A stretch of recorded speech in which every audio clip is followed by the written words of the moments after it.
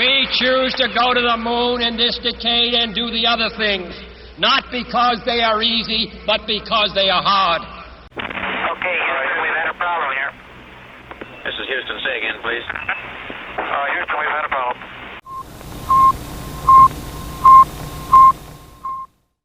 Now, you are a specialist in science and technology and a writer on that subject. So I wanted to begin by asking you what interests you in science and technology, and what got you interested in the first place? So I do a bunch of things that might not appear to be that similar to each other, but there is a logic to it. Basically, I grew up reading a lot of science fiction, and I was 11 when sort of home computers became available. So I got my first home computer when I was 11 and started programming. So I was very much that generation of people in the 80s.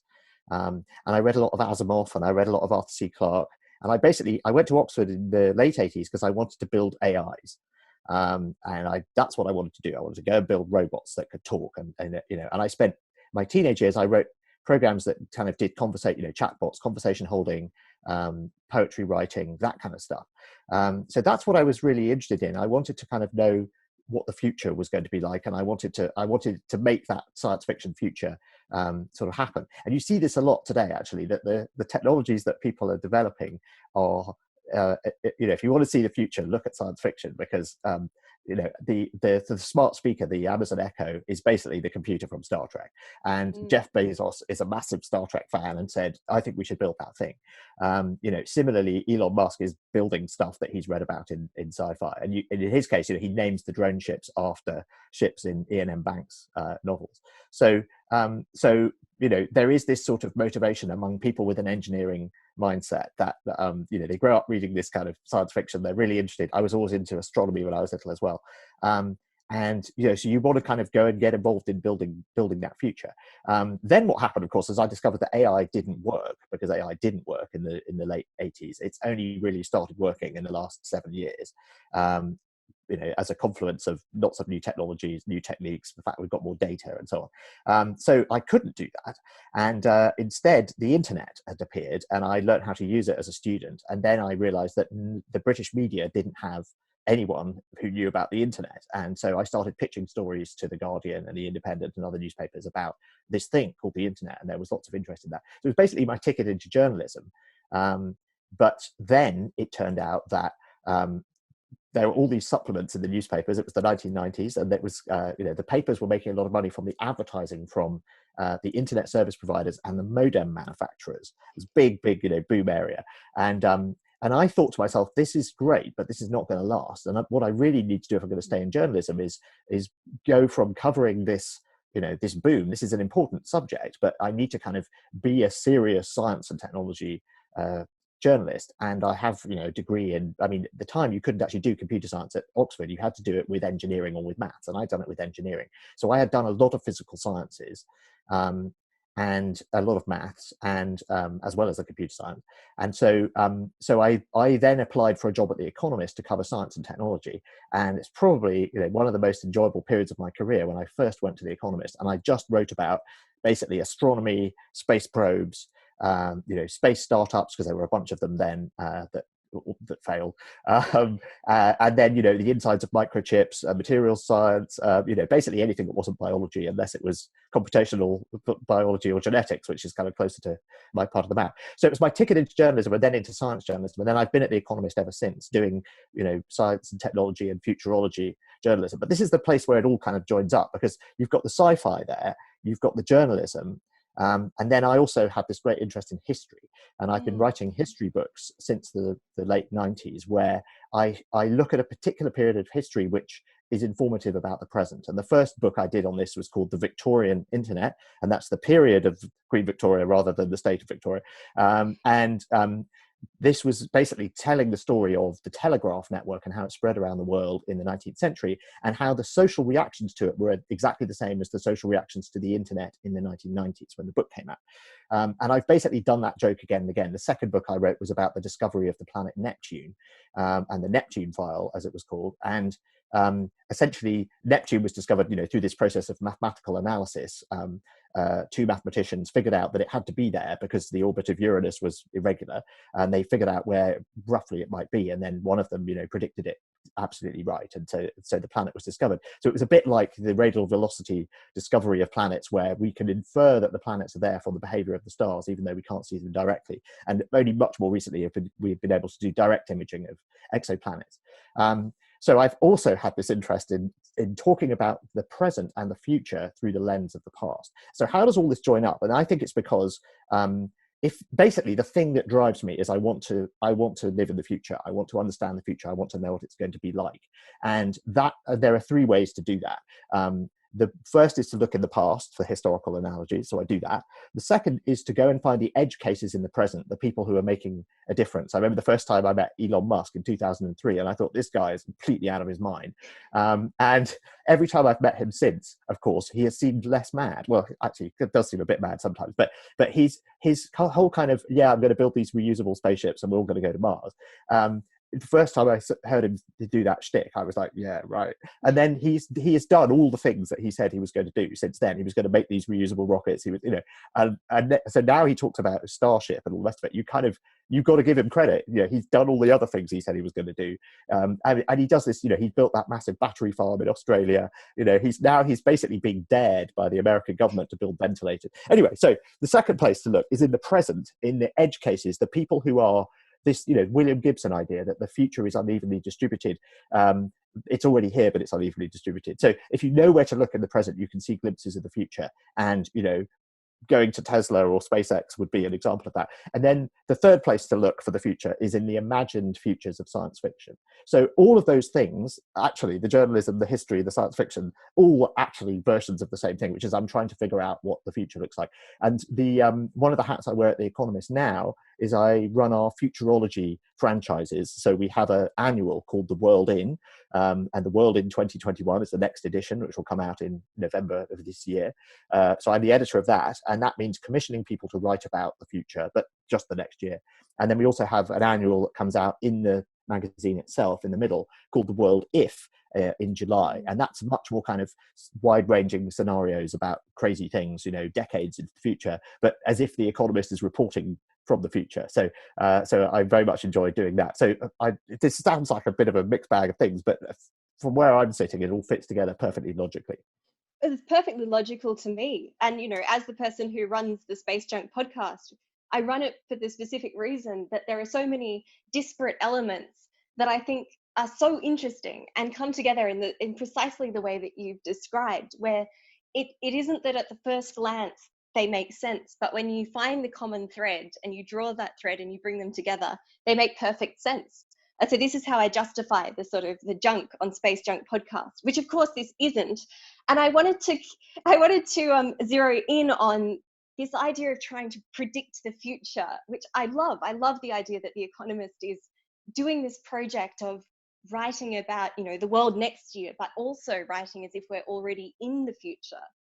But I think something that you've written about before and that I agree with is that engineers and people working in technology are often really bad at predicting what it is that we're going to like. Well, to be honest, most people are bad. Everyone's bad at predicting the future. There are a few sort of super predictors who are very good at it, but most people have very big cognitive biases about what they want the future to be like, and they tend to kind of imagine the future that they want. Or in the case of engineers and innovators, they actually go and build the future that they want, and that's the way they influence it. So I think, yes, it is hard, but yes, a recurring trope in the history of science and technology is that the worst person to ask about what a technology will be good for is the person who invents it. And this, of course, is if you buy the idea that you have kind of single inventors. Generally, ideas are kind of around and things get invented lots of times. Lots of people invented the telegraph. Lots of people invent the steam engine.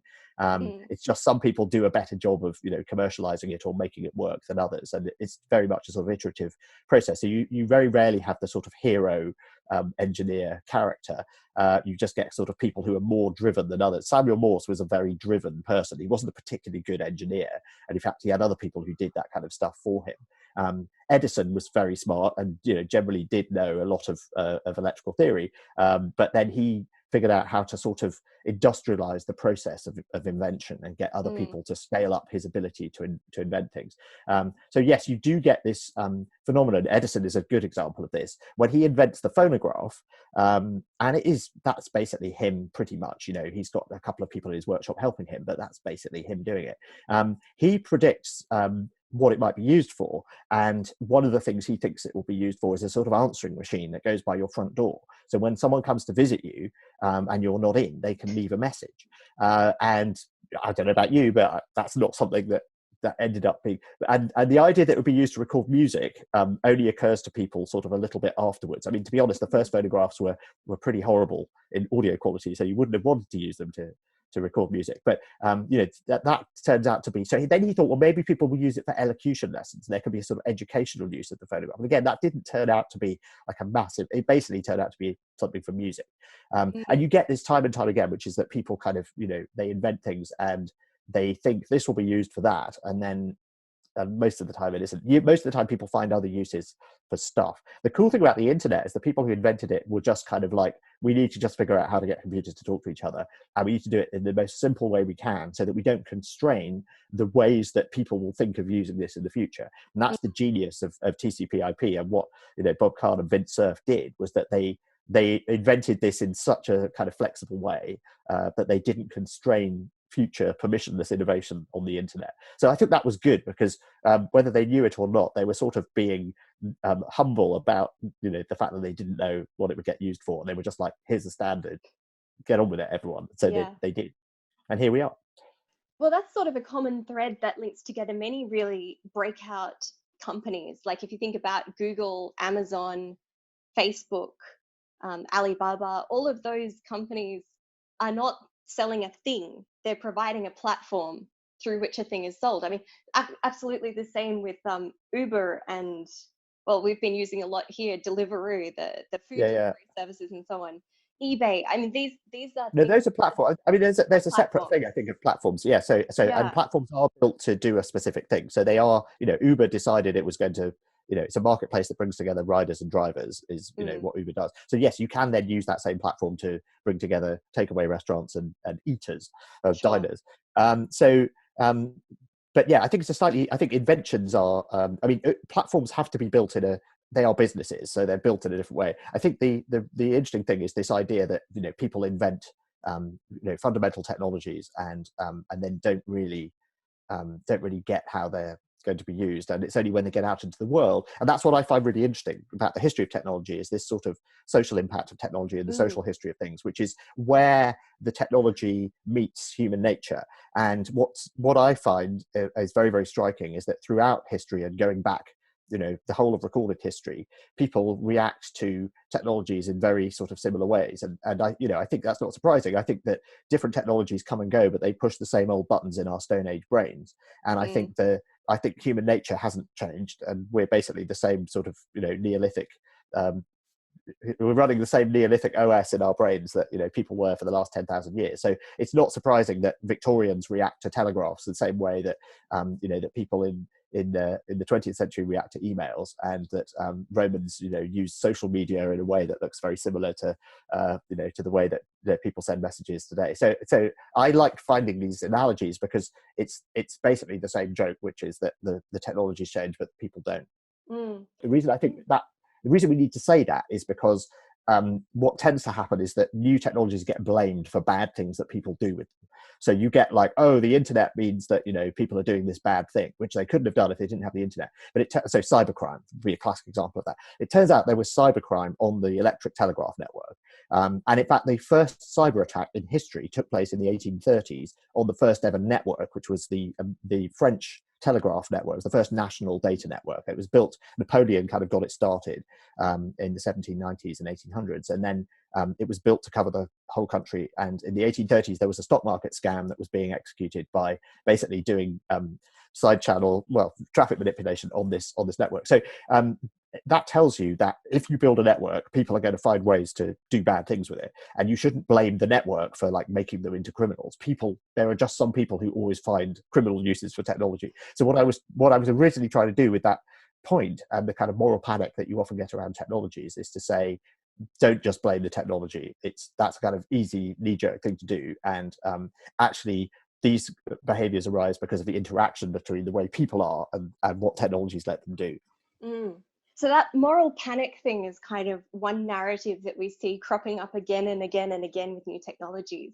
But as a journalist and working in this field, how do you think about constructing more complex stories around technologies? Because it would be so easy, as you say, just to say, oh, there's this new thing called TikTok, and people are using it to like spread bad information or something, and you'd miss a whole aspect of it. You'd miss so much of the richness of the social interaction with this new technology. So obviously the moral panic stories are kind of tabloid stories about internet leads to bad thing, or internet divorces. There was a moral panic about internet divorces because the internet made it too easy for people to like find their old boyfriends and girlfriends on Facebook and then like start messaging them again and saying, actually, I'm really annoyed with my spouse and let's get together again. So that was like, let's blame the internet for the that's a kind of classic example of if they could have actually just got a phone book out before, and is this really a technology specific thing? You could probably have if back in the Neolithic period, you might like have said, well, I'm going to go to that village and look up my old girlfriend. So is this really blaming the technology? So you tend to get those reactions from, the Economist doesn't do those kinds of stories. And I think when I was on the science pages, one of the really enjoyable things about working on the science pages is the challenge. And it's a bit like writing a detective story, I think. It's kind of got the same narrative satisfaction to it as a Sherlock Holmes short story. But it's the challenge of writing a succinct description of a new discovery or a new innovation or the result of a new paper in a way that is comprehensible to ordinary readers who are not specialists, but is not offensive to specialists. So it's finding the right. So when I wrote those kinds of stories, I spend a lot of time talking to the researchers about, okay, the way I'm going to explain this is with this analogy or like this. And I remember talking to David Deutsch, who's the sort of godfather of quantum computing, about this once. And he was talking about how in a quantum computer, you set the atoms up in this superposition of states. So they're sort of, they're locked together by this kind of quantum weirdness. And then you manipulate them by firing laser pulses at them. This is one of the ways you can build a quantum computer. And I remember I was trying to look for an analogy. And the analogy he came up with was, imagine you've got a washing line and you've got bottles of milk bottles hanging from it. They've got different amounts of water in them. When you wiggle the washing line at different frequencies, different milk bottles will wobble up and down, but depending on the frequency. I don't know if I ended up using that analogy, but that was the kind of conversation that I would very often have with scientists, because they would want to get it right. And the really rewarding thing about this, and the period that I did it, and it's still the case today, when I ring up I wrote a piece for the Christmas issue of The Economist at the end of last year about basically the history of the architecture of the solar system. So planetary formation, Jupiter and the grand tack, the Nice model, all of these things that I'm sure you know about basically how the planets got to be where they are today. And it was lovely speaking to all of the scientists involved in all of that. And it took me back to when I did that kind of science reporting every week, because scientists always liked being rung up by The Economist because they knew we wouldn't get it wrong. We'd kind of not misrepresent what they were doing too much. And this is because we would work so closely with them to make sure that our explanations were accurate and comprehensible. But also something that they would very often say is that they would use our reporting of their work to explain what they did to their friends and family. They could say, look, here's what I do. And they could give them this Economist article, and it would be A, in The Economist, and B, not wrong, and C, comprehensible. And so I think so for me, a big part of it is constructing a story in a way that is accurate, is not sensationalist, obviously, and not kind of being moral panic about the internet or whatever. And then I think joining dots and finding sort of, here are 3 examples of this, or, this approach in this field is being applied in this field. So I'm looking at the moment at the way that AI, machine learning, as it should probably be called, is being applied in fundamental scientific research. And of course, there's a lot of interest in whether it can accelerate coronavirus treatments and vaccine development and so on at the moment. But there's a whole load of work. But there was a fantastic paper that just came out a few weeks ago by Collins et al. On the use of machine learning to discover new antibiotics. And it's a really, really clever approach, which where they basically give the machine learning system the structure of a bunch of molecules and the kinds of bioactivity that those molecules have, and then it sort of predicts what other molecules might be able to do that. But there's no information about the mechanism in the middle. So you can't it takes away the humans would say, oh, well, what's the mechanism? This might work because that works this way. And the machine learning system it doesn't know about biology at all. It's just doing pattern matching. So there's some really fascinating work being done. And so looking across sort of then similarly, in materials science, there was a very interesting paper last year that predicted materials that might have certain properties based on linguistic analysis of a big pile of material science papers. So again, the machine has no idea about material science. It doesn't know what the periodic table is. It just says, oh, these words kept popping up with these words, so maybe you should try mixing this rare earth with this rare earth and you might get these characteristics. So I also like kind of that generalizing, using these very specific examples to illuminate a general trend in science and technology reporting. That's an important thing. And then there's the kind of where the technology meets society. So there's some obviously now that the internet is everywhere, every story can be an internet story. But we've got our very good Asia technology editor Hal Hodson, who's based in Hong Kong, and he is reporting this week about how the surveillance systems that some countries have around that have them already, how they've been able to repurpose them and use them for basically tracking movements of people and assessing who's at risk of getting the virus and so on. And so it's that kind of combination of authoritarianism meets public policy meets public health, and that's what makes all of this so interesting. That previously people like me were writing about computers, and some people were interested in that, and some people weren't. But now, what these technologies can do affects everything, and in all these unexpected political and social ways. And so that makes this this has become a much more significant topic, and it's everywhere. And it's sort of I think it's amazing that China has used these apps that show a kind of red, orange, or green code to say whether or not you can move around. And they've had Alibaba and Tencent build these systems and they can do that because they've got these big tech giants who basically do whatever the government tells them, and they've got the whole country using them pretty much. So that has given them a tremendous advantage. But in the West, we would say, well, hang on a minute, this looks an awful lot like surveillance, and yet actually a massive amount of surveillance is under these circumstances a good thing to have. So how do we balance the public interest and the sort of civil liberties against the need to clamp down and be more authoritarian, as we just have been in this country, where the Prime Minister is saying, right, I've asked you very nicely, folks, and you haven't done what you're told, so I'm now going to demand that you stay at home and make it you'll make it legally required. So, yeah. Anyway, so technology touches everything, and that just means that's what makes it so interesting to write about.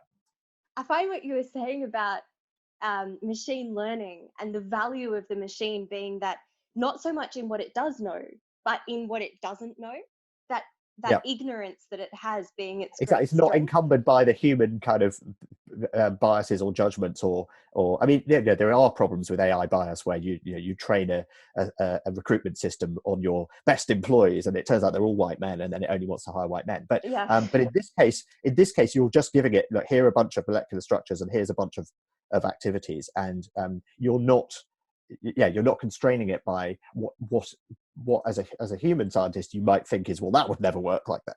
So that gives it kind of freedom to suggest things that a human might not.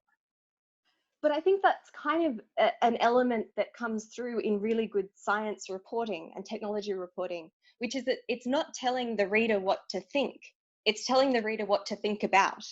And I think in the way that you've explained how you construct these stories and so on, I mean, it's so important, as you say, that what is in the article is right.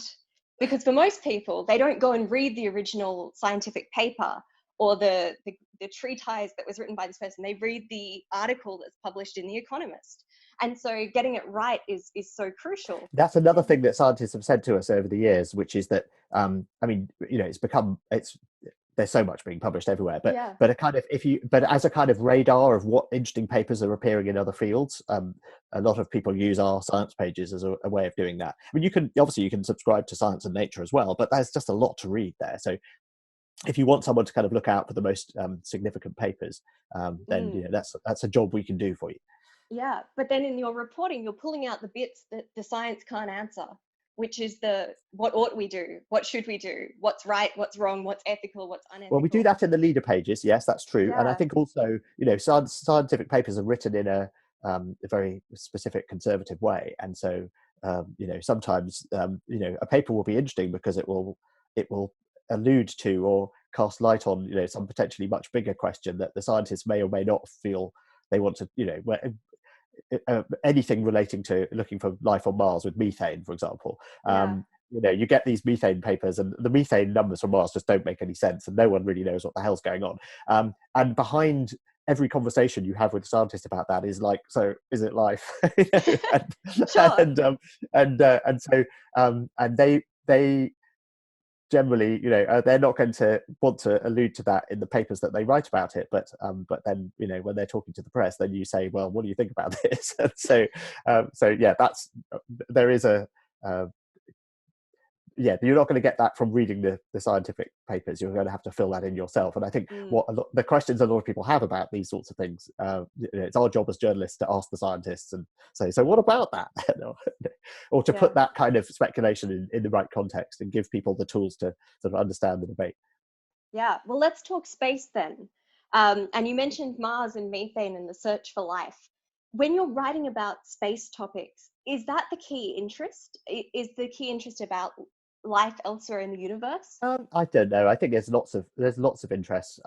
It's basically the key interest is there are big questions that we don't know the answers to, and we want to know the answers to, and that's true in every field of scientific research. There's just some particularly big questions when it comes to this kind of research. So are we alone in the universe? Is there life elsewhere? If we do find life on Mars, will it be genetically similar to ours? In other words, could we have? I mean, there's the theories that life emerges first on Mars and is then transferred to Earth, or could life have evolved somewhere else? This is a big trope in science fiction. Is all life in the universe? Is there panspermia and a common origin of life, or do you get evolution of complex life separately in different places? Those are all big questions. Then there's sort of big exoplanet research is interesting for the same reason, because we're interested in knowing how widespread planetary systems are. But then there's also kind of big questions about the origin of the solar system, and one of the things that interests me about exoplanet research is that the light that casts on, so why did we not end up with a hot Jupiter? What stopped Jupiter from going into the sun? And it seems the answer is that Saturn was right behind it, and you get this interaction, planet disk interaction. So Jupiter's younger brother was like, whoa, hold on a minute, mate, you don't want to go in the sun. And so Jupiter comes in about as close as the orbit of Mars, and then goes out again. You get this grand that seems to be there's quite a lot of evidence for that. And so that's an area where the looking at our solar system, which seems to be quite unusual, and looking at exoplanetary systems, they can cast light on each other, and so I find that very interesting. So yes, there are these big fundamental questions, and there are obviously big fundamental questions in lots of fields, and in non-scientific fields, in academic fields in general. But that's really what drives the scientists who are trying to answer the questions, and that's what drives the stories that you can write about them, which is that these are basically big mystery stories, and here's a clue. And you can criticize the kind of the detective novel structure of a science story, which was there was a mystery, people couldn't figure out this, now there's a paper which suggests this, and the reason is this, and then you get this wonderful paragraph where you get to explain kind of what's different now from what we understood before. But those are very satisfying stories to write and very satisfying stories to read, and so I think that's part of it too. Now, as a journalist, how has your job changed over time? You're an editor now, and when you look back over your career, have there been big shifts? It seems as an outsider looking in that your job must have changed enormously over the last 20 years even.